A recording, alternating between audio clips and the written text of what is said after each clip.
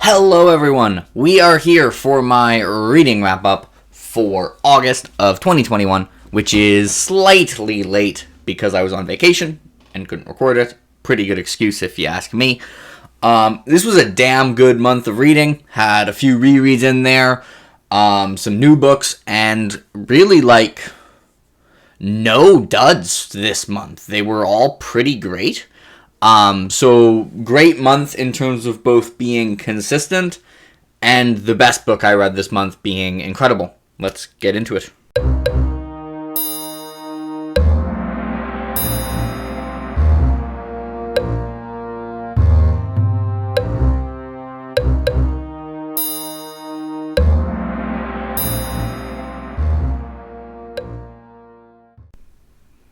And I think I'm going to try for the wrap-ups. I normally go in chronological order. I'm going to try doing what I've seen some other people do and go from least favorite to favorite. We're going to try it. Let me know what you think on which you prefer. And the least favorite is a shockingly good book, shockingly good for least favorite, which was my reread of Peace Talks by Jim Butcher. The second most recent Dresden book that came out in 2020. Obviously, I can't talk that much in detail about this because it's book 16 of a series. Overall, I think it's clearly not one of the strongest Dresden books. I also reread Skin Game, and you can tell from Skin Game to Peace Talks that there is a slight dip in quality. I still think Peace Talks is really good, though. I think Peace Talks has some great relationship moments, some great writing moments, sets up some really interesting stuff. I like the way it ends. Overall, it's Dresden, and it's late Dresden, so even a bad late Dresden book, I'm still going to like quite a bit. Harry Dresden's one of my favorite characters of all time, so every Dresden book has that advantage by default. It's following Harry. I also, while reading this time, I went full tinfoil hat mode, which is, I have a video for Dresden tinfoil hat theories that is taking an annoyingly long time to edit, but it will come out eventually. I talked about some of those tinfoil hat theories on my Dresden conversation with Chase, which you can check out. I don't know if I'm going to edit something in there. We'll see. Future me might be lazy. I don't know. Anyways, Peace Talks, still an 8.4 out of 10. A ridiculously good least favorite book of a year. So that would be 4 stars on Goodreads. I guess that would not be 4.5 but anyways, it's 8.4 out of 10. I really like Peace Talks. I just like a lot of other Dresden books more, but if a book of this quality came out in the middle of Dresden, I don't think anyone would bat an eye. It's just because, Small Favor through Skin Game was just so out of the world fantastic that the standard has been raised. And the next book going from least favorite to favorite is a book I read almost entirely on a plane, basically in one sitting. I don't know if I'm going to have a dedicated review of this, but it was Jade City in all caps to make Hillary not yell at me, who's just someone who watches my videos.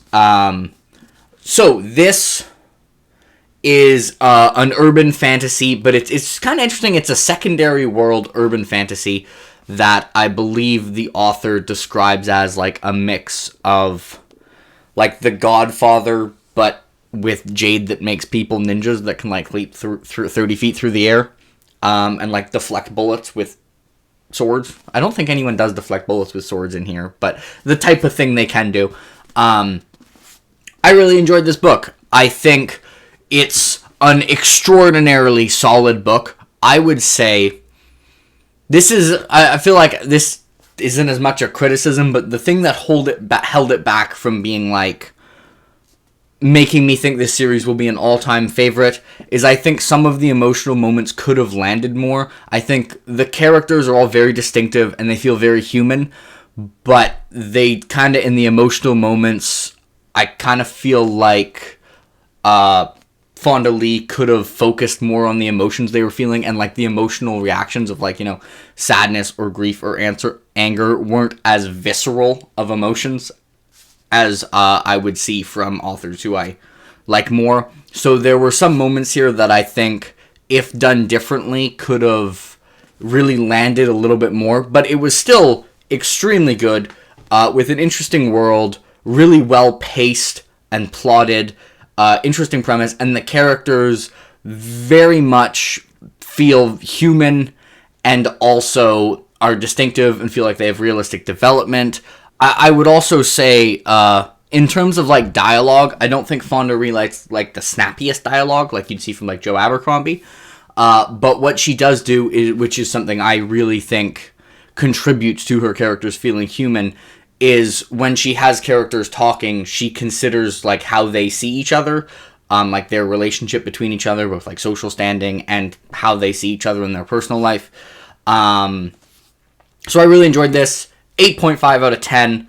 Could have hit me in the feels a little bit more, but still overall a very, very solid book.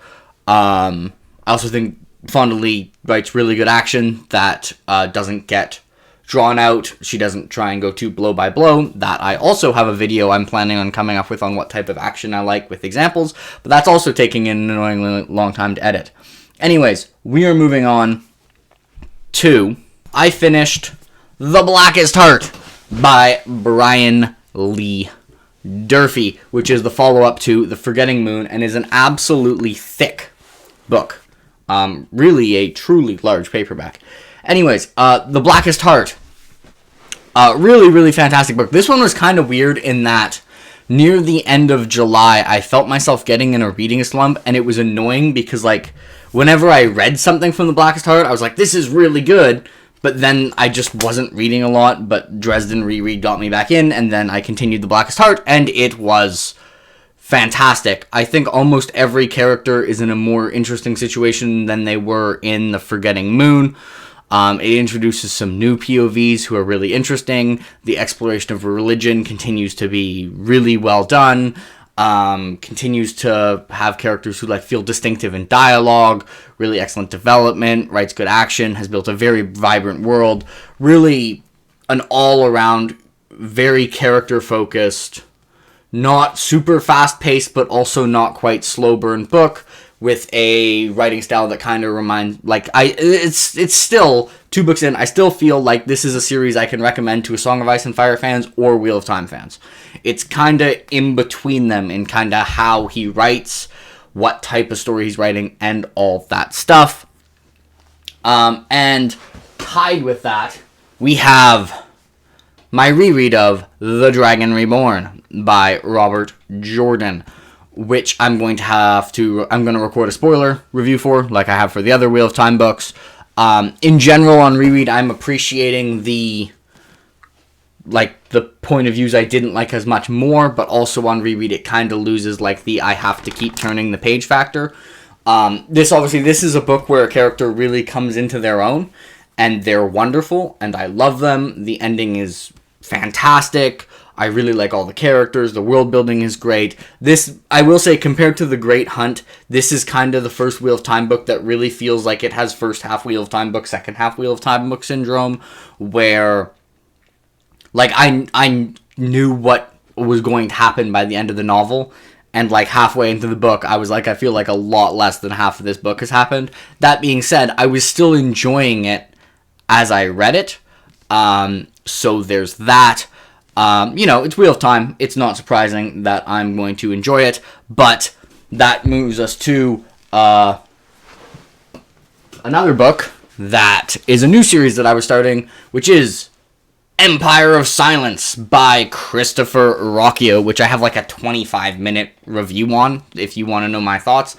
If you don't want to watch a 25-minute review, I think it's gorgeously written, has really interesting characters, incredible world building, fantastic use of first-person retrospective, and was overall a brilliant debut novel that is kind of in the same way Eye of the World is similar to Fellowship of the Ring deliberately, but then going in a different direction. This is very similar with Dune. I thought it was great. Really liked it. 9 out of 10. This, if I hadn't finished a book I wasn't expecting to, this would have been my favorite non-reread of the month. But that gets us, because we have another reread, and that is I read Peace Talks, so of course I read Battleground by Jim Butcher, which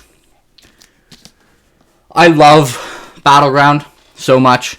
Obviously, it has a lot of action, and some people think it has a little bit too much action. I kind of get where they're coming from, but also it has some of the best character stuff in the entire series. So much emotion. It's just epic as fuck.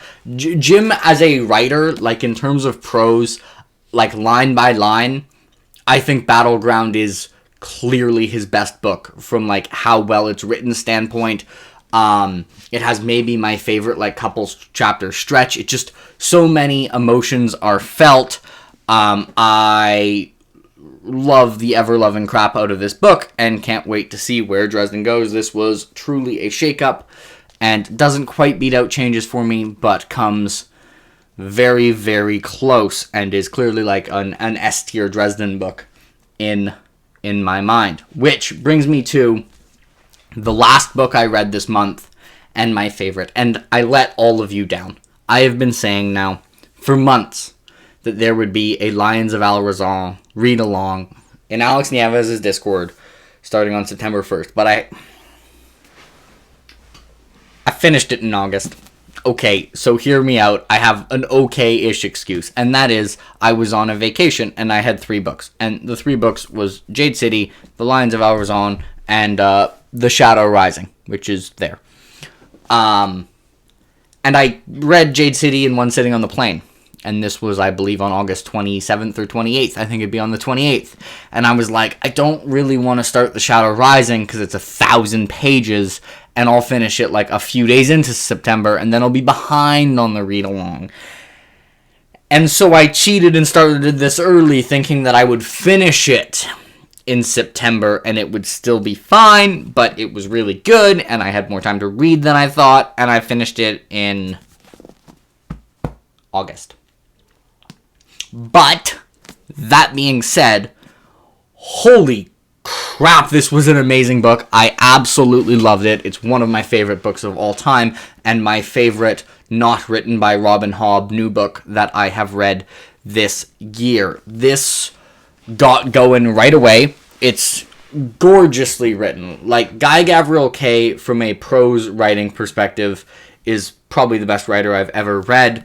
It's incredibly emotional. This is kind of, if I compared this to Tigana, it has a broader focus character-wise, where it's not as clear who the protagonist was. It's kind of centered around the inevitable, there's like an inevitable holy war that's on its way. It's set in kind of fantasy Spain, in the medieval period, and it still is technically a secondary world, but like a lot of Guy Gavriel Kay books, it's a secondary world that is clearly, like, largely based on a historical time period.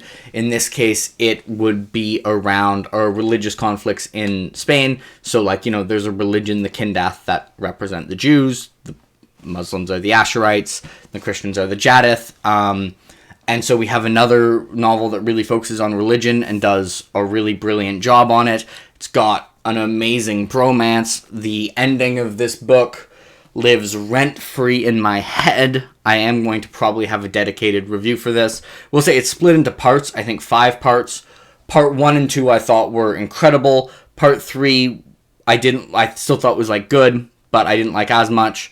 And then part 4 and 5 was incredible. Also, this has a lot of like politics and political maneuvering, and it was so well done. Some of the best I've seen in any novel. So this gets a 9.5 out of 10. I thought it was brilliant. I think it's a little bit easier to get into than Tigana. I think it's a little bit, like, the political maneuvering stuff might be a little bit smarter than Tigana. Tigana maybe was more, like, focused on emotional stuff. I don't know. Tigana and it are both really good. It's not quite as horny as Tigana, for those who are curious. Part 3 was very horny. It's Guy Gavriel Kay. He needs to go to horny jail. Bonk, but he's also a brilliant writer, so now I've ordered all Guy Gavriel Kay's books, and I will be reading one a month in publication order. I'm going to pretend that I read this in September and start in October. I'm not going to read a Guy Gavriel Kay book in September. Maybe I will. Who knows? I might be tempted to. Maybe I'll keep lying. Maybe I'll keep saying that I'll read it in October, and then I'll start it in late September and actually finish it in September. We'll see. So next will be the Summer Tree, the Fionn Tapestries, which was his first published book. But absolutely love this. Anyone who wants to read beautifully written, character-driven, with really well thought-out themes should read Guy Gavriel Kay. He's amazing. Anyways, that wraps up my month. It was around 4,000 and something pages. I don't know what the average rating is, but it's going to be really high because every book I read this month was great. I have really high expectations for every book I'm reading next month. I am kind of on a streak of really, really good books that are all getting like in the 8s or 9s. We'll take it. I think it's been a while since I had a streak of this consistent quality. There's usually like 1 or 2 books a month that maybe I don't dislike, but are kind of I think are fine. But this didn't have that. I loved every book I read in August and would basically recommend all of them. So, have a nice day, everyone.